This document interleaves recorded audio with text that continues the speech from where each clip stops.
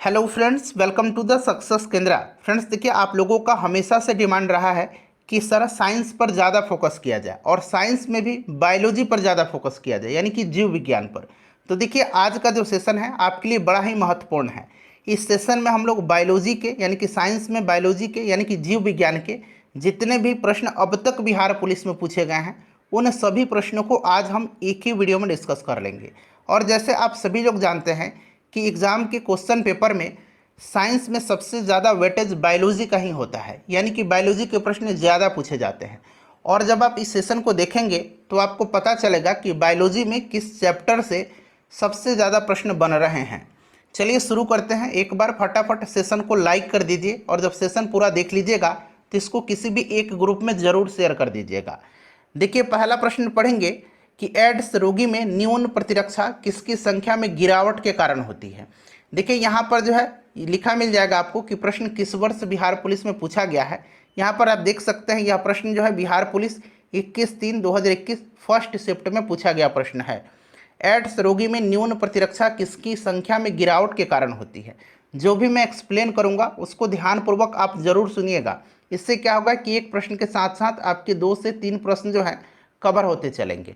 देखिए, ध्यान दीजिएगा, एड्स HIV नामक वायरस से होता है। एड्स जो होता है ये HIV यानी कि HIV का फुल फॉर्म क्या हो जाएगा, तो ह्यूमन इम्यूनो डिफिशियंसी वायरस।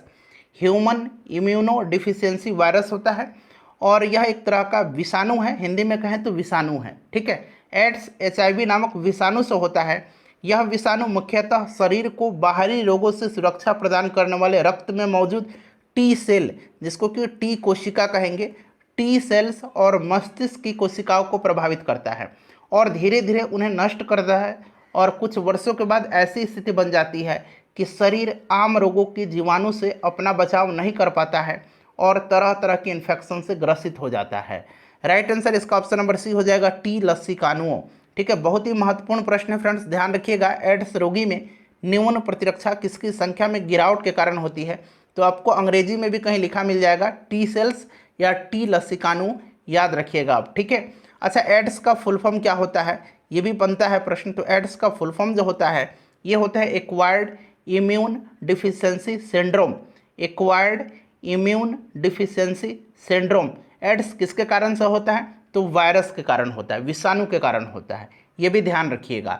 चलिए अगला प्रश्न है, ये भी प्रश्न बड़ा इंपॉर्टेंट है। वह लक्षण जिन पर 5 जगत वर्गीकरण आधारित था, बताइए। अच्छा, सबसे पहले तो आपको जानना है कि ये जो 5 जगत वर्गीकरण है यह दिया किसने था। तो देखिए, सन 1969 में 1969 में RH विटेकर, इनका नाम बड़ा इंपॉर्टेंट है, RH विटेकर, याद रखिएगा। RH विटेकर ने जो है 5 जगत वर्गीकरण की पद्धति प्रस्तावित किया था और इस पद्धति के अंतर्गत सम्मिलित किए जाने वाले जगत हैं उनका नाम याद रखेंगे। ये 5 जगत में कौन कौन आता है, तो मोनेरा, प्रोटिस्टा, फंजाई, प्लांटी और एनिमेलिया। एक बार मैं और रिपीट करता हूँ, मोनेरा, प्रोटिस्टा, फंजाई, प्लांटी एवं एनिमेलिया। क्लियर है, ध्यान रखिएगा। और 5 जगत प्रणाली में वर्गीकरण का आधार जो है कोशिका संरचना, जिसमें कि कोशिका भित्ति और केंद्रक झिल्ली आते हैं। उसके बाद भौतिक संगठन, जिसमें कि क्या आएगा, जिसमें आएगा आपका काय संरचना, जिसमें काय संरचना आएगा। ठीक है, उसके बाद पोषण की विधि, प्रजनन की विधि, ये आते हैं। तो मैं एक बार और रिपीट कर देता हूँ। ठीक है, कोशिका भित्ति, केंद्रक झिल्ली, काय संरचना, पोषण की विधि और प्रजनन की विधि, याद रखिएगा। ये 5 जगत वर्गीकरण का आधार है। ठीक है, तो ऑप्शन में देखेंगे कोशिका भित्ति, केंद्रक झिल्ली, उसके बाद देखिए पोषण की विधि दिया गया है, प्रजनन की विधि भी याद रखेंगे और काय संरचना भी याद रखिएगा। क्लियर है, ऑप्शन डी इसका राइट आंसर हो जाएगा। चलो उसके बाद देखिए, निम्नलिखित में से कौन से हार्मोन आर्तव चक्र के मध्य में अपने उच्चतम स्तर को प्राप्त करते हैं, बताइएगा। राइट आंसर इसका क्या हो जाएगा, तो देखिए इसका जो करेक्ट आंसर हो जाएगा फ्रेंड्स, यह आपका ऑप्शन ए हो जाएगा, प्रोजेस्टेरॉन। यह एक मादा लिंग हार्मोन है, याद रखिएगा। ठीक है, अच्छा, आजकल एक नया प्रश्न बन रहा है कि आर्तव चक्र में किस हार्मोन के कम होने से ऋतुस्राव होता है। आर्तव चक्र में किस हार्मोन के कम होने से ऋतुस्राव होता है, तो यह हार्मोन प्रोजेस्टेरॉन ही है, इससे भी आप ध्यान रखिएगा। ठीक है, ये रिसेंटली आजकल प्रश्न जो एग्जाम में पूछा जा रहा है। नेक्स्ट क्वेश्चन करेंगे कि वंशानुगति के क्रोमोसोमवाद का सिद्धांत किसने प्रस्तुत किया था। वंशागति के क्रोमोसोमवाद का सिद्धांत जो है यह प्रस्तुत किसने किया था, बताइए राइट आंसर इसका क्या हो जाएगा। तो देखिए ये किया था किसने, तो सर्टन एम बोवेरी ने, ऑप्शन सी राइट आंसर हो जाएगा। देखिए बिहार पुलिस की 21/3/2021 फर्स्ट शिफ्ट में पूछा गया है। मेंडल को क्या कहा जाता है, इनको आनुवांशिकता का जनक कहा जाता है। और डिब्रिज जो है, ह्यूगो डिब्रिज, इन्होंने उत्परिवर्तन का सिद्धांत दिया था। ठीक है, चलिए 5 नंबर है कि तने में कैम्बियम छल्ले की सक्रियता से पिच की ओर जाने वाली कोशिका कौन सी है इसमें से, बताइए राइट आंसर क्या हो जाएगा। तने में कैम्बियम छल्ले की सक्रियता से पिच की ओर जाने वाली कोशिकाएं हैं। देखिए मैं आपके लिए फ्रेंड्स लगातार मेहनत करता हूं और आपसे कोई भी मैं चार्ज डिमांड नहीं करता हूं। मैं आपसे यही आशा रखता हूं कि आप वीडियो को लाइक करेंगे और वीडियो को ज़्यादा से ज़्यादा शेयर करेंगे। किसी भी ग्रुप में शेयर करिए। देखिए लाइक करने और शेयर करने से मुझे मोटिवेशन मिलता है और ऐसा है कि मेरा प्रयास है इस बार कि मैं अच्छे तरीके से आपकी तैयारी करवा दूं, ताकि ये जो वैकेंसी आई हुई है इतनी बड़ी संख्या में, इस बार आप इस अवसर को जाने मत दीजिए। ठीक है, तो प्लीज़ सपोर्ट करिए और सपोर्ट करने का एक ही तरीका आपके पास, आप वीडियो को लाइक करिए और ज़्यादा से ज़्यादा इसको शेयर करिए। बताइए तने में कैम्बियम छल्ले की सक्रियता से पिच की ओर जाने वाली कोशिका जो है यह कौन सी है, तो राइट आंसर इसका क्या हो जाएगा, तो ये द्वितीयक जाइलम है। देखिए फ्रेंड्स पादप जगत से, ठीक है, पादप जगत से बड़ा ही ज़्यादा प्रश्न पूछा जाता है। तो पादप जगत से आप देख सकते हैं कितना प्रश्न पूछा गया है, तो आप तैयार कर लीजिएगा उनको एक बार। अब देखिए केल्विन चक्र में CO2 का प्राथमिक ग्राही कौन सा है। केल्विन चक्र को एक और नाम से जाना जाता है। प्रश्न अगर दे दिया जाए आपसे कि केल्विन बेंसन चक्र, केल्विन बेंसन चक्र, ठीक है, तो भी आप याद रखेंगे। केल्विन चक्र पूछे, केल्विन बेंसन चक्र पूछे, या फिर आपसे अगर पूछ ले C3 चक्र, C3 चक्र, केल्विन चक्र और केल्विन बेंसन चक्र, ये एक ही है। ठीक है, पूछा गया कि केल्विन चक्र में CO2 की प्राथमिक ग्राही कौन सा है, तो इसमें जो प्राथमिक ग्राही है ये आपका कौन सा है, तो फ्रेंड्स ऑप्शन नंबर इसका जो है डी राइट आंसर हो जाएगा। ठीक है, RUBP याद रखिएगा। ठीक है, ये केल्विन चक्र, C3 चक्र या केल्विन बेंसन चक्र में कार्बन डाइऑक्साइड का प्राथमिक ग्राही है। उसके बाद एक है C4 चक्र। ठीक है, C4 चक्र याद रखिएगा। C4 चक्र को हम लोग कहते हैं हैच और स्लैक चक्र, इसको कहा जाता है हैच और स्लैक चक्र। ठीक है, याद रखिएगा हैच और स्लैक चक्र इसको कहा जाता है। और C4 चक्र में जो है कार्बन डाइऑक्साइड का प्राथमिक ग्राही कौन होता है, तो C4 चक्र में कार्बन डाइऑक्साइड का प्राथमिक ग्राही जो होगा ये आपका PEP होता है। ठीक है, C3 में आपका RUBP होगा और C4 में होगा आपका PEP, याद रखिएगा। अच्छा C4 का जो C4 चक्र है इसका पहला यौगिक कौन है, तो इसका पहला यौगिक OAA है। क्लियर है, याद रखिएगा ये सारे पॉइंट्स फ्रेंड्स। चलिए अगला प्रश्न कर लेंगे कि स्कर्वी रोग किस विटामिन की कमी के कारण होता है। बड़ा ही सिंपल सा प्रश्न है। आपको पता है विटामिन C का रासायनिक नाम ही एस्कॉर्बिक एसिड है और विटामिन C की कमी से ही स्कर्वी होता है। विटामिन A का रासायनिक नाम रेटिनॉल है और इसकी कमी से रतौंधी और जीरोप्लैथेमिया नामक रोग होता है, जीरोप्लैथेमिया नामक रोग होता है। ठीक है, विटामिन B का रासायनिक नाम क्या है, थायमिन है, इसकी कमी से बेरी होता है। विटामिन D का रासायनिक नाम क्या है बताएंगे आप कमेंट करके। ठीक है, विटामिन D का रासायनिक नाम क्या है। और विटामिन D की कमी से बच्चों में रिकेट्स होता है, हड्डी संबंधी इससे बीमारी होती है। ठीक है, ऑस्टियोपोरोसिस भी होता है इससे। चलिए नेक्स्ट क्वेश्चन करेंगे। और विटामिन D का रासायनिक नाम कैल्सीफेरॉल होता है। चलिए मैं बता देता हूँ। किस जीवाणु की क्रिया से दूध दही में जम जाता है, बताएंगे राइट आंसर इसका क्या होगा। तो देखिए यह जो जीवाणु है यह कौन सा जीवाणु है, राइट आंसर इसके क्या हो जाएगा, तो ये लैक्टिक एसिड बैक्टीरिया है। ठीक है, लैक्टिक एसिड बैक्टीरिया, लैक्टोबैसिलस। चलिए नेक्स्ट क्वेश्चन करेंगे हम लोग, कि निम्न में से कौन सा कथन मेढक के रक्त परिसंचरण तंत्र के लिए सही है। मेढक के रक्त परिसंचरण तंत्र के लिए देखिए मेढक के हृदय जो होते हैं ये 3 कक्ष होते हैं। कितने कक्ष का, 3 कक्ष का होता है। ठीक है, जिसमें से 2 कक्ष ऊपर की ओर होता है, 2 कक्ष जो होता है ये ऊपर की तरफ होता है और एक कक्ष नीचे की तरफ होता है, एक कक्ष जो होता है ये नीचे की तरफ होता है। ठीक है, ऊपर वाले कक्ष को आलिंद कहा जाता है और नीचे वाले कक्ष को निलय कहा जाता है। तो 2 ऑप्शन यहाँ पर आपको है और यहाँ पर बाकी देख लीजिएगा, 2 ऑप्शन आपको यहाँ पर दिया गया है। हृदय में 3 कोष, मैंने बताया था 3 कक्ष होता है। इसमें 2 आलिंद होता है जो ऊपर की तरफ होता है, और एक निलय होता है जो नीचे की तरफ होता है। तो ऑप्शन नंबर सी इसका राइट आंसर हो जाएगा। अब यहाँ से देखिए कितने प्रश्न आपके कवर हो गए। पूछेगा कि मेढक का जो हृदय होता है ये कितने कक्ष का होता है, तो 3 कक्ष का होता है। ठीक है, इसमें 2 आलिंद होते हैं, एक निलय होते हैं। चलिए, निम्न में से कौन सा संवहनी क्रिप्टोगैम्स यानी कि अपुष्पी है? ठीक है, अपुष्पी, बताइए राइट आंसर इसका क्या हो जाएगा? राइट आंसर क्या हो जाएगा? तो देखिए ये जो करेक्ट आंसर होगा फ्रेंड्स, पहले आप आंसर जान लीजिए। ये जो आंसर हो जाएगा इसका ऑप्शन नंबर बी हो जाएगा, टेरिडोफाइटा। देखिए टेरिडोफाइटा जो है इसमें पुष्प और बीज का निर्माण नहीं होता है। ठीक है, इसमें पुष्प और बीज का निर्माण नहीं होता है, और इसमें संवहन उत्तक पाए जाते हैं। ध्यान रखिएगा, इसमें संवहन उत्तक पाए जाते हैं। देखिए ध्यान दीजिएगा फ्रेंड्स, अगर हम बात करें तो पादपों को 3 वर्ग में विभाजित किया गया है। एक थैलोफाइटा है, ठीक है, यहाँ मैं लिखता हूँ थैलोफाइटा, आप जोड़ लीजिएगा।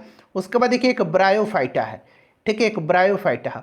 और तीसरा जो है ये ट्रैकियोफाइटा है। कौन सा है? ट्रैकियोफाइटा है। इसी ट्रैकियोफाइटा में जो है, इसी ट्रैकियोफाइटा में टेरिडोफाइटा, उसके बाद जिम्नोस्पर्म और एंजियोस्पर्म आते हैं। इसी ट्रैकियोफाइटा में टेरिडोफाइटा, जो अभी मैंने बताया था, टेरिडोफाइटा, अनावृत बीजी जिसको कि जिम्नोस्पर्म कहा जाता है, और एक आवृत बीजी जिसको जिम्नोस्पर्म कहा जाता है, और एक अनावृत बीजी जिसको एंजियोस्पर्म कहा जाता है, ये आते हैं। ठीक है, और देखिए इसमें क्या होता है, थैलोफाइटा और ब्रायोफाइटा, इसमें संवहनी उत्तक नहीं होता है। लेकिन यहाँ पर देखिएगा ये टेरिडोफाइटा है जो ट्रैकियोफाइटा के अंतर्गत आता है, इसमें संवहनी उत्तक पाए जाते हैं। ये प्रश्न बनता है, ध्यान रखिएगा। अच्छा, ब्रायोफाइटा जो है, ब्रायोफाइटा को पादप जगत का एम्फीबियन यानी कि उभयचर कहा जाता है। ठीक है, इसमें संवहनी उत्तक नहीं होता है, जैसे मैंने आपको बताया है।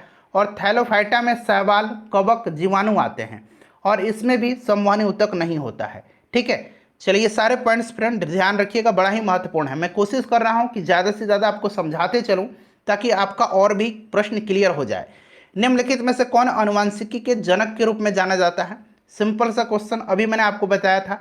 राइट आंसर हो जाएगा आपका ग्रेगर जॉन मेंडल। ठीक है, ऑप्शन सी राइट आंसर हो जाएगा। नेक्स्ट क्वेश्चन है कि निम्न में से कौन सा रोग थायराइड ग्रंथि से संबंधित नहीं है? देखिए बिहार पुलिस 14/3/2021 को प्रश्न पूछा गया है, थायराइड ग्रंथि से संबंधित नहीं है। बताइए राइट आंसर इसका क्या होगा? तो यहाँ पर देखिएगा ये एडिसन रोग जो है ना, यह थायराइड ग्रंथि से संबंधित रोग नहीं है। एडिसन जो है ये अधिवृक्क ग्रंथि से संबंधित रोग है। एडिसन जो है ये अधिवृक्क ग्रंथि के से संबंधित रोग है। ठीक है, अधिवृक्क ग्रंथि का जो एड्रिनल हार्मोन है, एड्रिनल हार्मोन के कम स्रावन से, अल्प स्रावन से यह एडिसन रोग होता है। ठीक है, चलिए उसके बाद देखिएगा कि गुणसूत्र, जिसमें गुणसूत्र बिंदु अनुपस्थित होता है, क्या कहलाता है? बताइएगा राइट आंसर इसका क्या हो जाएगा? तो देखिए एक जो है जिसमें गुणसूत्र बिंदु उपस्थित होता है, ठीक है, उपस्थित होता है, और एक है अनुपस्थित होता है। जिसमें अनुपस्थित होता है वो क्या है? तो फ्रेंड्स वह जो है यह आपका एसेंट्रिक है। और जिसमें उपस्थित होता है ये चार प्रकार के हैं। एक मेटासेंट्रिक है, एक एक्रोसेंट्रिक है, एक टेलोसेंट्रिक है, और चौथा भी नाम याद रखेंगे, चौथा नाम जो है ये आपका टीलोसेंट्रिक है। ठीक है, एक टेलो हो गया, उसके बाद एक मेटा हो गया, एक एक्रो हो गया, ठीक है, और एक सब मेटा हो गया। ध्यान रखेंगे, सब मेटा, मेटासेंट्रिक, टेलोसेंट्रिक, एकोसेंट्रिक और सब मेटासेंट्रिक। ठीक है, याद रखिएगा। चलिए ए सेंट्रिक इसका राइट आंसर हो जाएगा, जिसमें गुणसूत्र बिंदु अनुपस्थित होता है। ठीक है, गुणसूत्र बिंदु अंग्रेजी में इसको सेंट्रोमियर कहा जाता है, सेंट्रोमियर कहा जाता है। यहाँ मैं लिख देता हूँ ताकि अंग्रेजी वालों को भी थोड़ा समझ में आ जाए, सेंट्रोमियर इसको कहा जाता है। ठीक है, चलिए शरीर में पानी की कमी से होने वाली स्थिति का वर्णन है।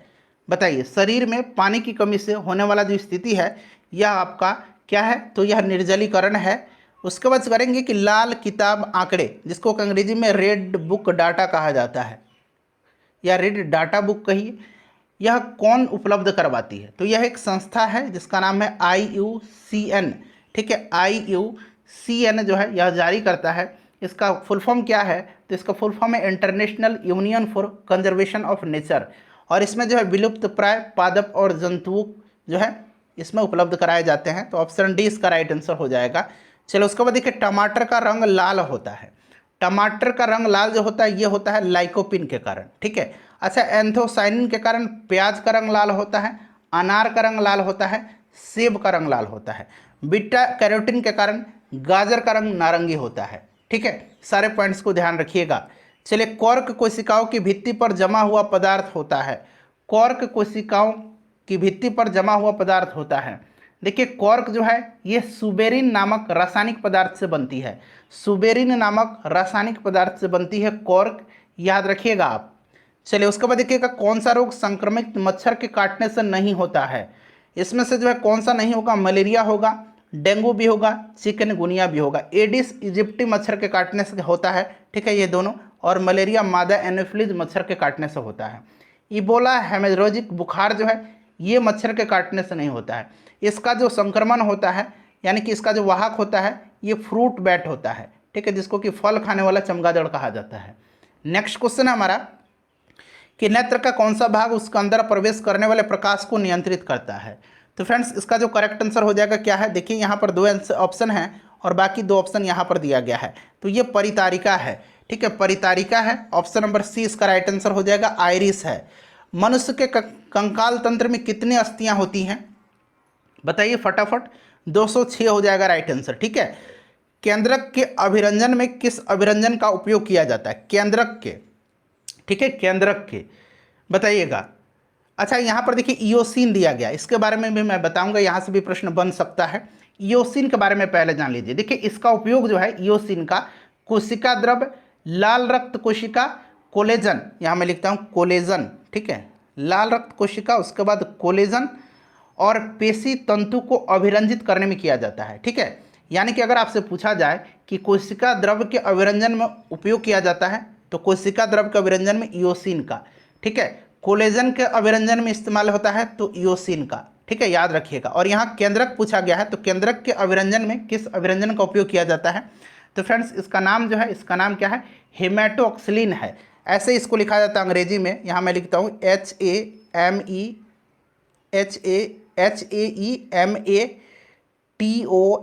HAMETOXILIN।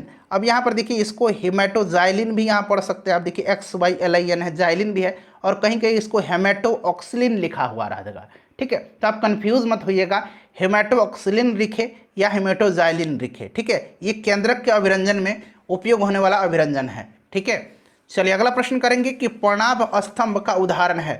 पर्णाभ स्तंभ का उदाहरण जो है इसमें से कौन सा है। तो फ्रेंड्स, इसमें से नागफनी हो जाएगा, ठीक है। जीन अभियांत्रिकी में जीन का क्या किया जाता है, तो जीन अभियांत्रिकी में जीन का जो है मैनिपुलेशन किया जाता है, ठीक है। ऑप्शन डी राइट आंसर इसका हो जाएगा। देखिए, खाली स्थान दिया गया, कोशिका में डीएनए होता है, बताइए राइट आंसर क्या हो जाएगा। किस कोशिकांग में डीएनए होता है, तो सिंपल सा क्वेश्चन है भाई, केंद्रक में डीएनए होता है। चलिए, जीव कृमि या एकॉर्न वर्म, ठीक है, किसका साधारण भाषा में नाम है, तो यह किसका नाम है। तो फ्रेंड्स, यह नाम है, right answer option number A हो जाएगा, बेलेनोग्लोसस का, ठीक है।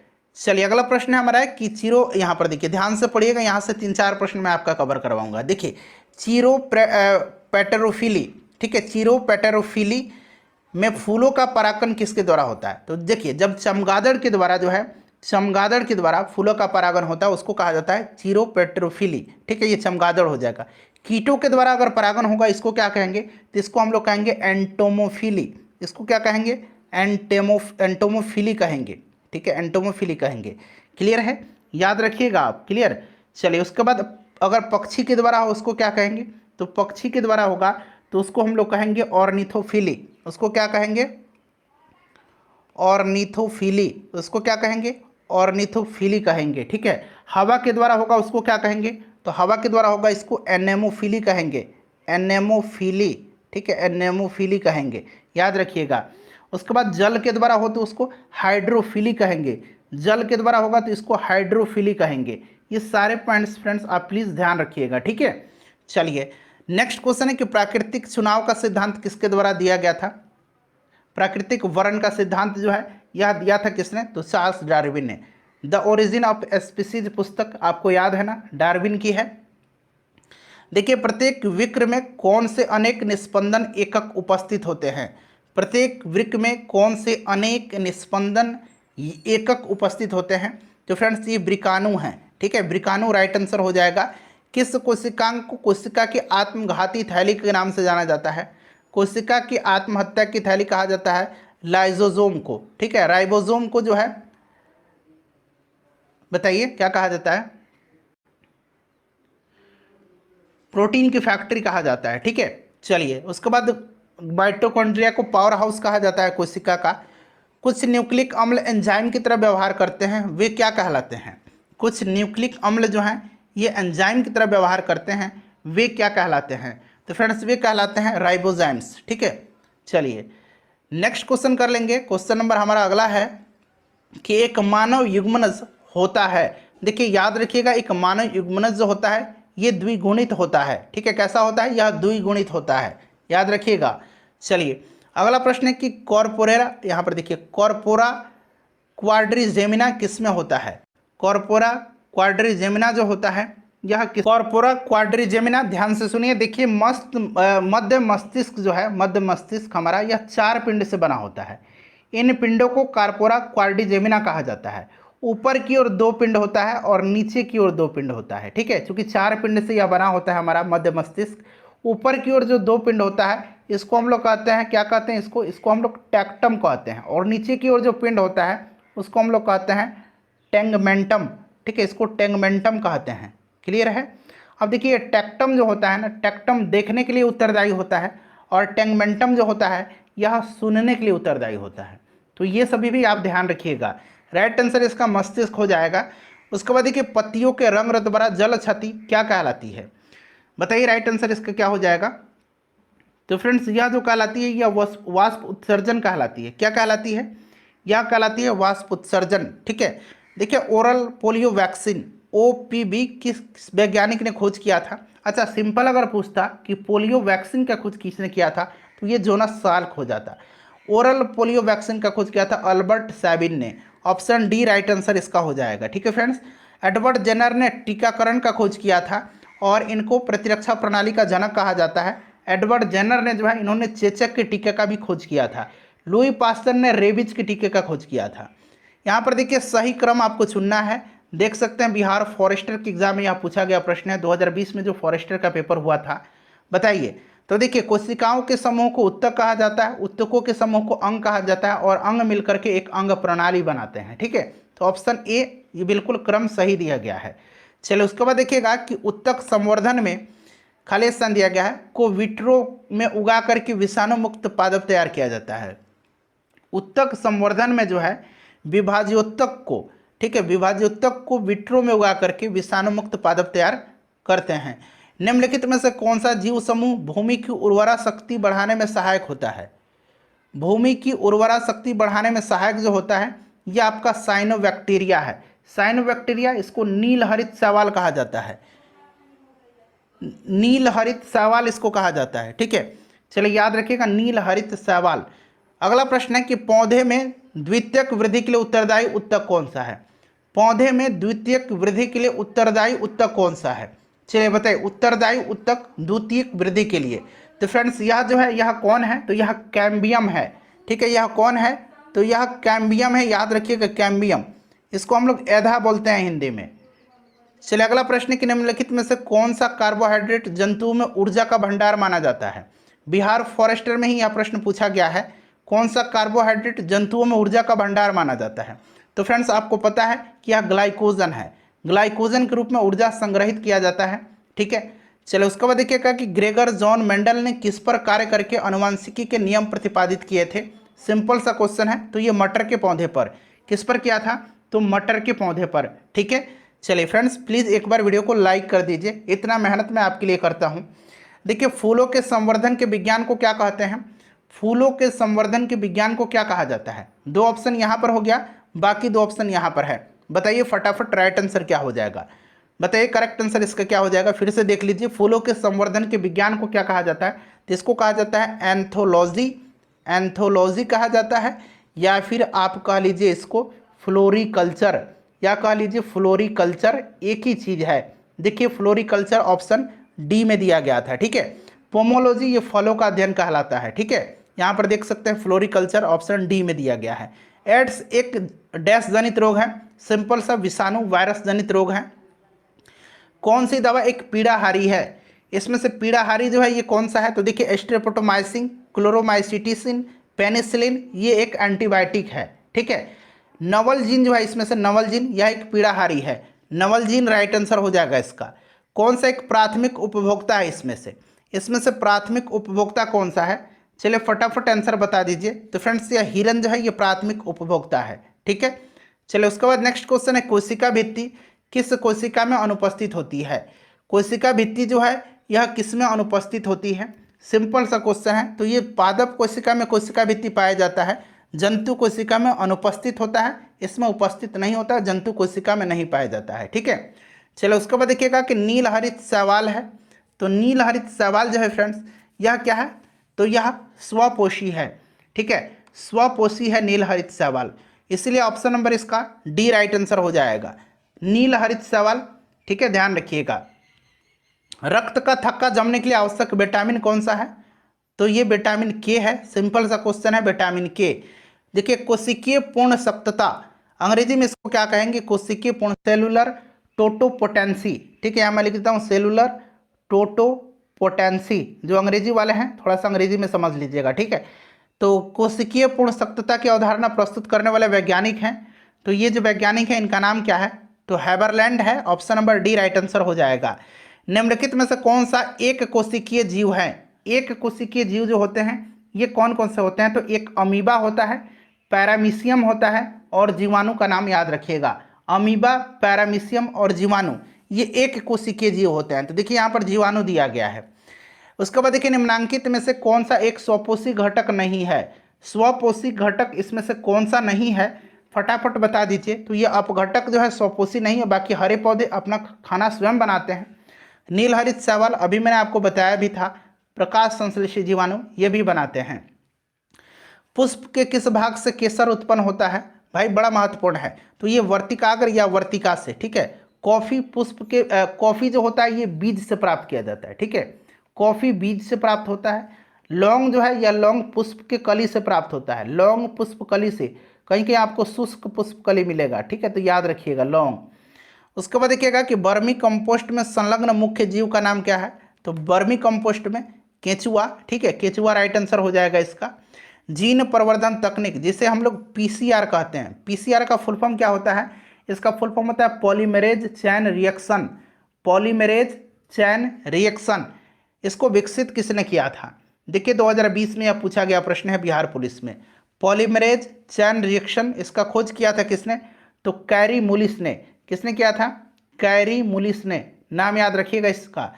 वंशानुगत के क्रोमोसोमवाद का सिद्धांत जो है किसने प्रस्तुत किया था? तो फ्रेंड्स यह जो प्रस्तुत किया था इनका नाम क्या है? तो सटन और बोवेरी हैं। ठीक है, सटन और बोवेरी मैंने आपको करा भी दिया है। ठीक है, सटन और बोवेरी इसका राइट आंसर हो जाएगा, सटन और बोवेरी हो जाएगा। क्लियर? चलिए उसके बाद आपको याद है ना कि वाटसन और क्रिक ने क्या किया था? तो डीएनए के द्विकुंडलित संरचना को प्रस्तुत किया था। ठीक है, अच्छा डीएनए का खोज किसने किया था? डीएनए का खोज किसने किया था? बताएंगे आप क्या? डीएनए का खोज किसने किया था? चलिए आप कमेंट करके मुझे बताइए, तब तक मैं आगे आपको बता दूंगा। पहले आप कमेंट करके बता दीजिए, आगे मैं आपको बता दूंगा कि डीएनए का खोज किसने किया था। ठीक है, चलिए right answer option number B हो जाएगा इसका।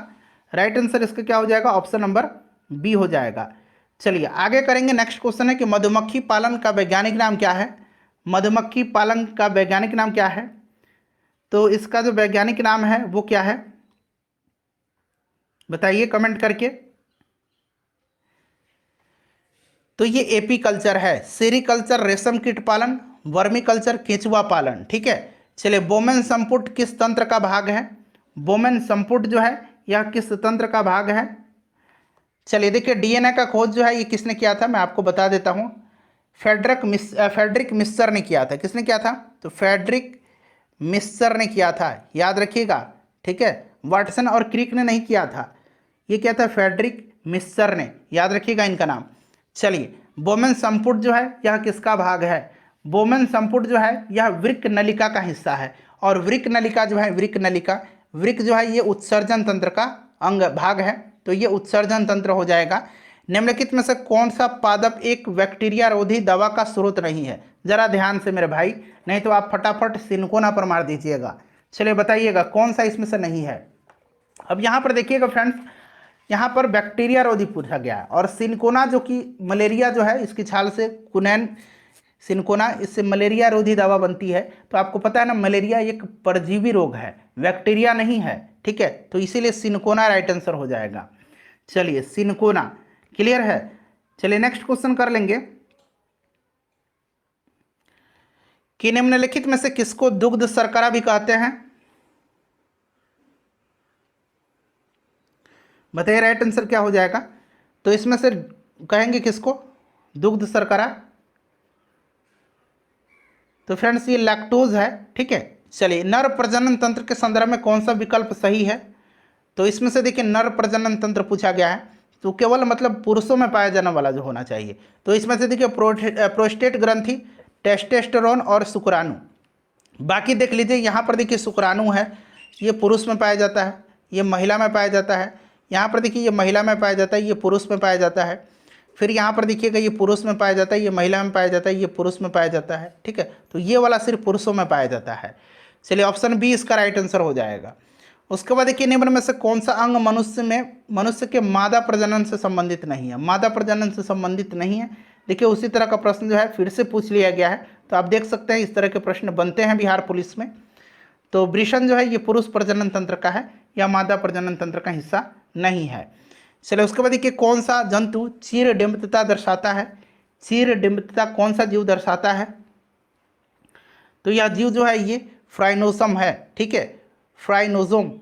नेक्स्ट है कि मानव के रुधिर का विडाल टेस्ट किसके संक्रमण को दर्शाता है? तो विडाल टेस्ट किया जाता है टाइफाइड में। किसमें? टाइफाइड में किया जाता है। आपको पता है टाइफाइड जो होता है ये साल्मोनेला टाइफी नामक जीवाणु से होता है, ठीक है। तो साल्मोनेला टाइफी की जांच, संक्रमण की जांच के लिए। चलिए अगला प्रश्न करेंगे। नेक्स्ट क्वेश्चन है कि निम्नलिखित में से कौन से वृक्ष में अपस्थानिक मूल यानी कि अपस्थानिक जड़ पाई जाती है? अपस्थानिक जड़ किस में पाई जाती है? देखिए एक मूसला जड़ है और एक अपस्थानिक जड़ है। मूसला जड़ जो होता है इस प्रकार की जड़ में मूलांकुर विकसित होकर के मुख्य जड़ का निर्माण करते हैं। मूसला जड़ में क्या होता है? मूलांकुर विकसित होकर के, ठीक है, यहाँ मैं लिखता हूँ मूलांकुर विकसित होकर के जो है मुख्य जड़ का निर्माण करते हैं। और अपस्थानिक में क्या होता है? मूलांकुर के अतिरिक्त पौधे के किसी अन्य भाग से विकसित होकर के जड़ का निर्माण होता है। बरगद पर आप देखते हैं ना कि जड़ जो है ऊपर से भी टहनी से भी लटका रहता है, इसीलिए बरगद जो है ये अपस्थानिक जड़ है, ठीक है। बरगद, अमर, बेल याद रखिएगा। क्लियर है। चलिए क्वेश्चन नंबर 64 है हमारा कि पक्षियों में तेल अथवा पीन ग्रंथि किस भाग में होती है?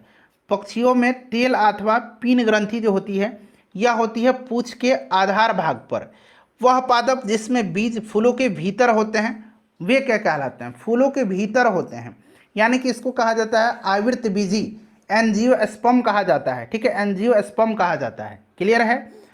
और जिनके बीज जो होते हैं पुष्प और बीज ये टहनियों वगैरह पर होते हैं उनको जिम्नोस्पर्म कहा जाता है, यानी कि अनावृत बीजी इनको कहा जाता है, ठीक है। चलिए अगला प्रश्न है हमारा कि निम्न में से कौन सा एक रूपांतरित तना है? रूपांतरित तना का उदाहरण इसमें से कौन सा है? तो फ्रेंड्स यह आलू है रूपांतरित तना। चलिए उसके बाद देखिए अंतःश्वसन तभी होता है जब वायुमंडलीय दाब से फेफड़ों का दाब क्या होगा? ज़्यादा होगा, कम होगा, बराबर होगा या इनमें से कोई नहीं? बताइए क्या होगा? तो फ्रेंड्स ये आपका होगा कम होगा, ठीक है। अंतःश्वसन तभी होगा जब वायुमंडलीय दाब से फेफड़ों का दाब कम होगा, ठीक है।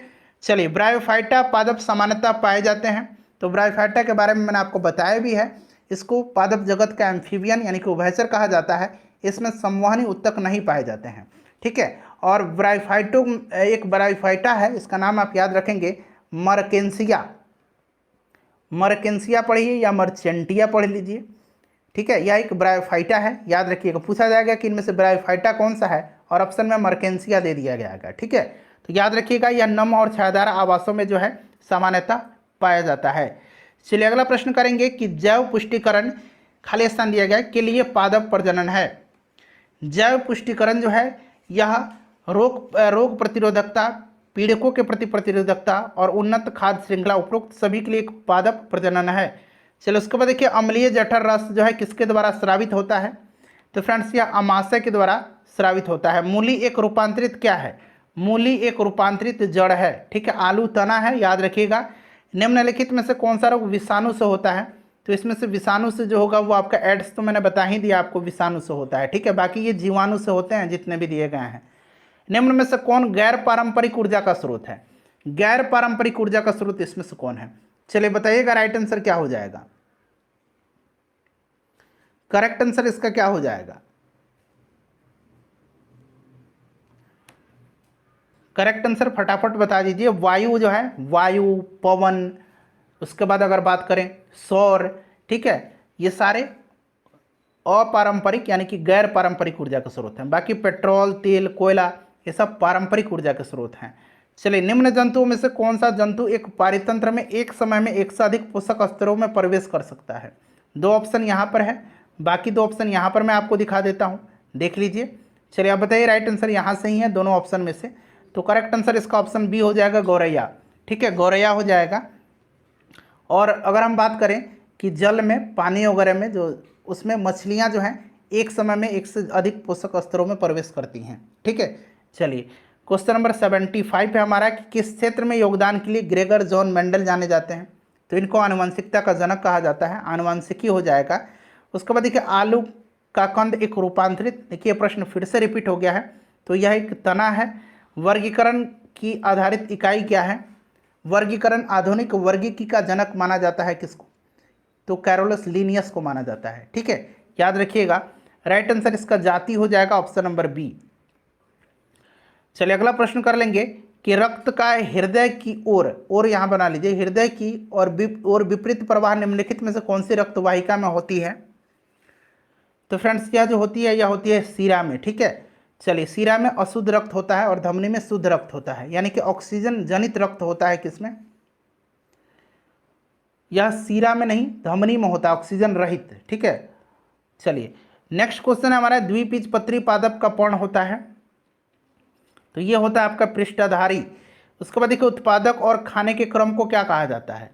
तो इसको कहा जाता है खाद्य श्रृंखला, ठीक है, इसको खाद्य श्रृंखला कहेंगे।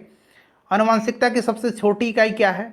आनुवंशिकता की सबसे छोटी इकाई जो है फ्रेंड्स, यह जीन है। डीऑक्सीजनित रुधिर, डीऑक्सीजनित, ठीक है, यानी कि ऑक्सीजन रहित, जिसमें ऑक्सीजन नहीं है, शरीर में किस में आता है? तो फ्रेंड्स यह जो आता है, यह किस में आता है? यह आता है दायां नीला में। प्रारंभिक खाद्य इसमें से कौन सा नहीं है? तो प्रारंभिक खाद्य जो है इसमें से दूध नहीं है, ठीक है। दूध जो है यह किसका घटिया स्रोत होता है? आपने 1000 दफ़ा पढ़ा होगा, जरा आंसर कमेंट करके मुझे बता दीजिएगा। टीका रोग किससे संबंधित है? टीका रोग जो होता है ये मूंगफली में होता है। उसके बाद देखिए, एस्कॉर्बिक अम्ल किस विटामिन का नाम है? मैंने अभी 1000 बार बता दिया, विटामिन सी का रासायनिक नाम है कैल्सीफेरॉल, थायमीन, ठीक है, और रेटिनॉल, ठीक है, याद रखिएगा। जाइलम का कार्य क्या है? तो जाइलम जल का संवहन करता है, ठीक है। यहाँ पर और भी देख लीजिए ऑप्शन, ऑप्शन बी ही इसका राइट आंसर होगा, ठीक है। और फ्लोएम जो है यह भोज्य पदार्थों का खाद्य उत्पाद का संवहन करता है, कौन? फ्लोएम, ठीक है, याद रखिएगा। नेक्स्ट क्वेश्चन है हमारा कि मध्य कर्ण में इनमें से कौन सी हड्डी नहीं पाई जाती? अच्छा, एक कान में 3 हड्डी होती है और दूसरे कान में 3 हड्डी होती है, यानी कि टोटल 6 हड्डी दोनों कान मिलकर के होती है। ये 3 हड्डी एक कान में पाई जाती है और दूसरे कान में, इनमें से एक इनकस होता है, एक मैलियस होता है और एक स्टेप्स होता है। ये एक एक हड्डी पाई जाती है एक कान में, और फिर एक एक हड्डी ये दूसरे कान में पाई जाती है, यानी कि 3 6 हड्डी पाई जाती है, हैमट नहीं है, ठीक है, याद रखिएगा। स्टेप्स सबसे छोटी हड्डी है हमारे शरीर की। फीमर सबसे लंबी हड्डी है, आपको पता है। निम्न में से कार्बोहाइड्रेट जो है नहीं पाया जाता है, तो कार्बोहाइड्रेट इसमें से जो है पालक में नहीं पाया जाता है, ठीक है, पालक में नहीं पाया जाता है। चलो उसके बाद देखिएगा कि मानव शरीर में सबसे प्रचुर मात्रा में पाया जाने वाला तत्व कौन सा है? तो यह तत्व जो है ये ऑक्सीजन हो जाएगा। निम्नलिखित में से अंकुरन के लिए सामान्यतः किसकी आवश्यकता नहीं होती है? अंकुरन के लिए आवश्यकता किसकी नहीं होती है? तो अंकुरन के लिए पानी, हवा और ताप की आवश्यकता होती है, प्रकाश की आवश्यकता नहीं होती है। आपने अंकुरित किया भी होगा चने वगैरह घर में, ठीक है। लार्वा का कुछ परिवर्तनों के जरिए वयस्क में बदलने की प्रक्रिया क्या कहलाती है? तो यह प्रक्रिया कहलाती है वृद्धि और कायांतरण दोनों कहलाती है, ठीक है। अमरबेल किसका उदाहरण है? तो अमरबेल जो है यह क्या है? तो यह एक परजीवी है, ठीक है। वसीय पदार्थ ज़्यादा खाने से क्या होता है? तो वसीय पदार्थ ज़्यादा खाइएगा तो मोटा हो जाइएगा, मोटापा हो जाएगा। प्रकाश पौधे प्रकाश संश्लेषण के दौरान कौन सी गैस मुक्त करते हैं? तो प्रकाश संश्लेषण में ये कार्बन डाइऑक्साइड लेते हैं और ऑक्सीजन को छोड़ते हैं। ठीक है, ऑप्शन डी हो जाएगा राइट आंसर। चलिए उसके बाद नेक्स्ट क्वेश्चन कर लेंगे फ्रेंड्स। 95 नंबर है कि एग्रोएस्ट्रोलॉजी, अंग्रेजी में भी लिखा गया है, के अंतर्गत किसका अध्ययन किया जाता है? तो एग्रोएस्ट्रोलॉजी जो है इसमें किसका अध्ययन किया जाता है? तो घासों का अध्ययन एग्रोएस्ट्रोलॉजी कहलाता है। ठीक है, याद रखिएगा। पानी को रोगाणु मुक्त करने के लिए किस रसायन का उपयोग किया जाता है? तो इसमें क्लोरीन का इस्तेमाल किया जाता है। ठीक है, सिंपल सा क्वेश्चन है। ईस्ट के द्वारा शर्करा का अल्कोहल में परिवर्तन क्या कहलाता है? ये फर्मेंटेशन कहलाता है भाई, इसको किण्वन बोलते हैं हिंदी में। ठीक है, मानव खोपड़ी में हड्डियों की संख्या यहाँ पर देखिए पूछा गया है, तो राइट आंसर इसका हो जाएगा 29। ठीक है, चलिए ऑप्शन के हिसाब से पोलियो और चेचक रोग होता है। पोलियो और चेचक ये वायरस से होते हैं, ये वायरस के कारण होते हैं, ये रोग विषाणु के कारण होते हैं। ठीक है, चलो उसके बाद देखिएगा कि चिकित्सा के रूप में एक्सरे का प्रयोग निम्नलिखित में से किस प्रकार की बीमारी के लिए किया जाता है? तो फ्रेंड्स यह किया जाता है विकृति जनित बीमारी के लिए। ठीक है, देखिए 100 प्रश्न मैंने आपको करा दिया, 100 ही प्रश्न दिया गया है इसमें, तो सारे के सारे बायोलॉजी का प्रश्न हमारा कवर हो गया। फ्रेंड्स एक बार सेशन को लाइक कर दीजिए। हिस्ट्री और ज्योग्राफी मैंने करा दिया है आपको, देख लीजिएगा, लिंक डिस्क्रिप्शन